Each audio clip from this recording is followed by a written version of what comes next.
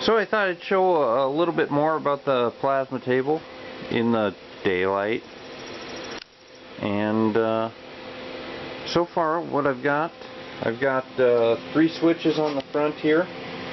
The green one's for filling the table, the white one's for draining the table, and the other one is the air cylinders on and off. And that's for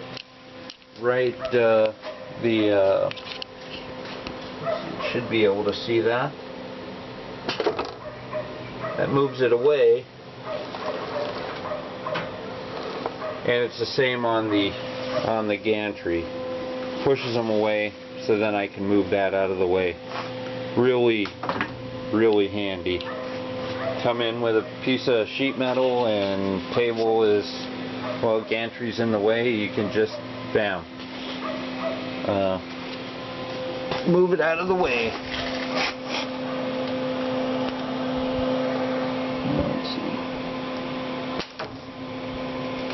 And that's that one. And they're both to the same switch.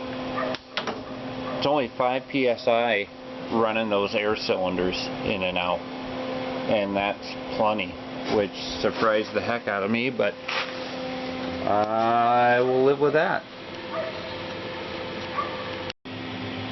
Alright, new addition on the table is the camera. It's got a pretty high-tech mounting system on there. And that's going to get me by for the time being. There's a couple of jobs that I've got to trace. So I'm going to get those knocked out of the way. Get some other work out of the way, and then maybe next week or the week after I'll get to making a permanent mount for it, and that'll have an air-powered door on it that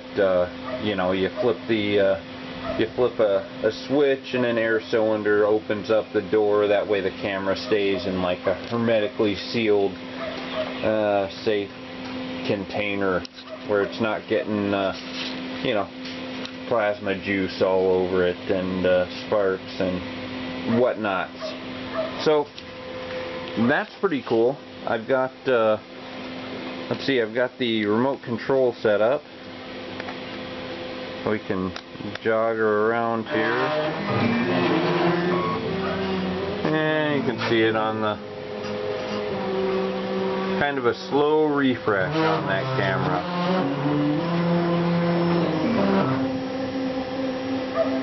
But for what I need to do with it, that's just fine. I also added a button to my joystick that saves points to a file, so I don't even have to take my hands off the remote. I just watch the computer screen and jog around and save points all over the place.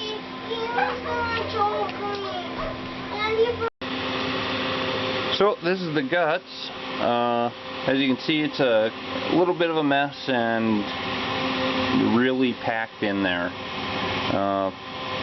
I got the 3 drives on the top, or the gantry motor drives. That one's the Z-axis. I got a 10 amp 24 volt power supply. Quite a bit more power than I needed, but it's what I had, so that's what I used. And all that does is drive the 24 volt logic on the Mesa cards for the inductance switches, and drives the solenoid valves for the air solenoids. Let's see, the PLC down at the bottom, another thing that I had laying around, so that's why it got used.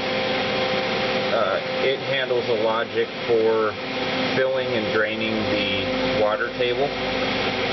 I just got to push one button and it drains. I got to push one button and it fills up. So kind of nice to be able to do that.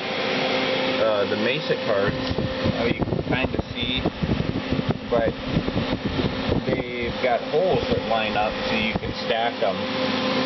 So what you've got there is 3 cards that are stacked on top of each other. The top card is that CAD. There's a analog to digital converter, and that handles the taking in the 0 to 10 volt signal from the plasma cutter and converting it to a digital frequency that's